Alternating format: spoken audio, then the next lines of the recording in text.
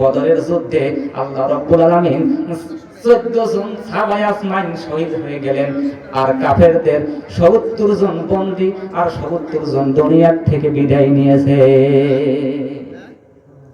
এই যে বন্দী 70 জন, এই 70 জনের মধ্যে আবু বকরের আপন পিতা, তার নাম আবু কুহাফা ছিল, বন্দী হয়ে আসছে। সাহাবায়ে আজমাইন বন্দী করে নিয়ে এসেছেন, কিন্তু পিঠ মোড়া দিয়ে বেঁধেছেন।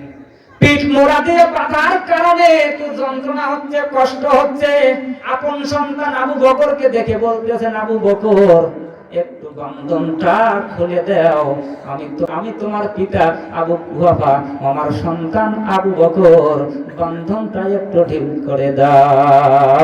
ওই সময় আবু বকর বলতেছেন, আপনি আমার পিতা, কিন্তু আমার নবীজির অনুমতি নেই, আপনার বন্ধনটা ঢিলা আমি করতে পারবো না, কারণ আমি আল্লাহকে মানি, আমার রাসূলকে মানি।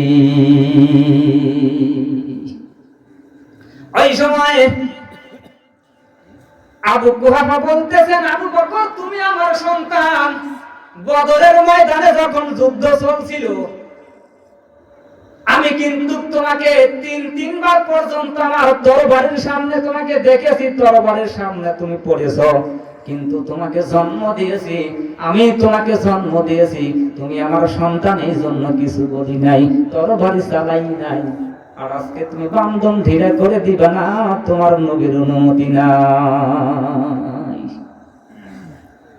আবু বকর বলতেছেন, আপনি আমাকে জন্ম দিয়েছেন, আপনি আমার পিতা, তবে আমার পিতাজি আপনি শুনে নেন, লা ইউমিন আহাদুকুম হাত্তা আকুনা আহাব্বা ইলাইহি মিন ওয়ালিদিহি ওয়া ওয়ালাদিহি ওয়ান নাসি আজমাইন।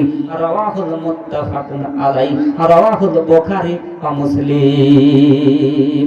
আবু বকর বলতেছেন, আমার নবীর ঘোষণা শুনে নাও, ওই ব্যক্তি ততক্ষণ পর্যন্ত ঈমানদার হতে পারবে না যতক্ষণ পর্যন্ত আল্লাহর নবী, তার বাবা, আল্লাহর নবীজি, কোন ব্যক্তির বাবা, পিতামাতা, আত্মীয় স্বজন, বংশের লোক, নিজের চাইতে নবীজি যতক্ষণ পর্যন্ত ভালোবাসার পাত্র না হবে ততক্ষণ পর্যন্ত ঈমানদার হতে পারবে না।